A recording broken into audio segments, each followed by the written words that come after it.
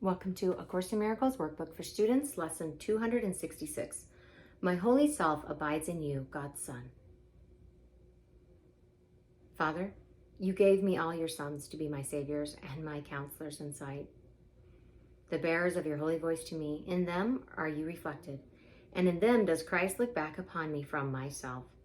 Let not your Son forget your holy name. Let not your Son forget his holy source. Let not your Son forget his name is yours. This day we enter into paradise, calling upon God's name and on our own, acknowledging ourselves in each of us, united in the holy love of God. How many saviors God has given us?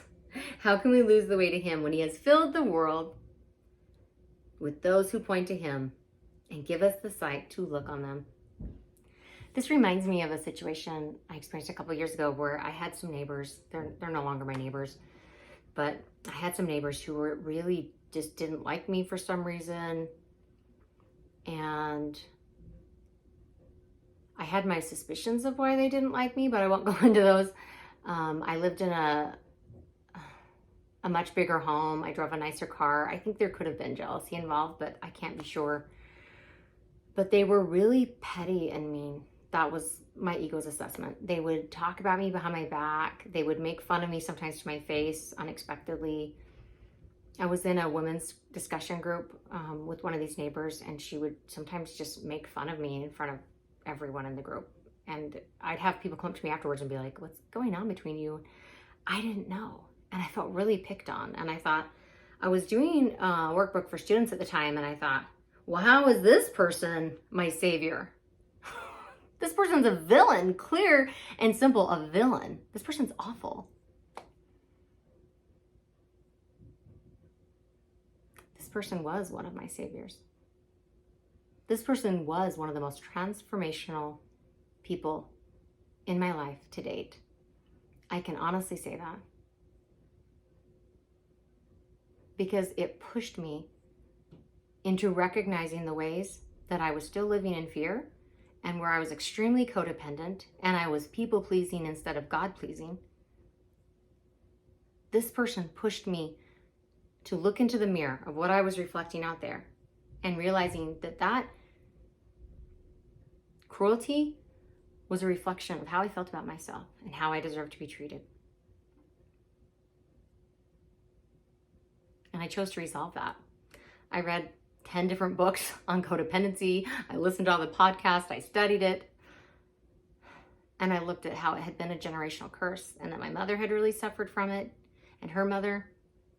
And who knows how many lineages behind me where we were very self-sacrificing. We were very good at being martyrs, but we weren't doing it from a place of love. We were doing it from a place of fear so that we would be accepted. We thought if we always did what other people wanted and treated them well, that that would somehow protect us. It's great to be loving and kind and generous, and I was all those things. But to some degree, I was those things from a place of fear. That I thought if I placated and people pleased, I'd be safe. But that is fear, and fear can never keep us safe. And I thank that individual for coming into my life at the perfect time when I was ready to face that about myself.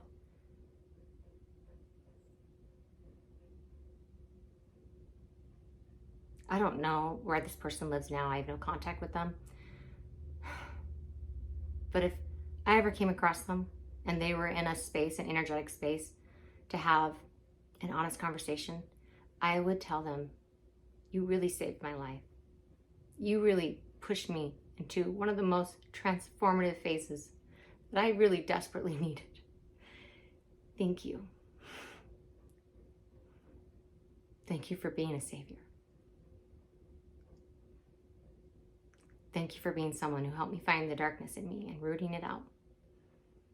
And it had a ripple effect that affected my entire life. It improved every relationship.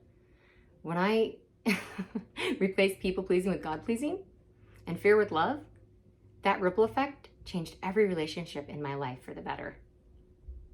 That person who I thought was a curse was one of my greatest blessings. Thank you.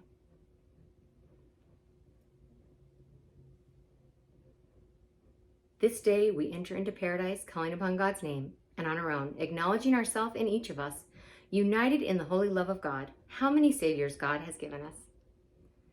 How can we lose the way to Him when He has filled the world with those who point to Him and given us the sight to look on them? My holy self abides in you, God's Son.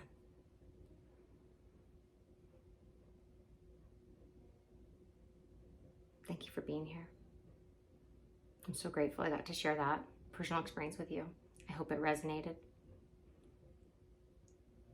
in some way.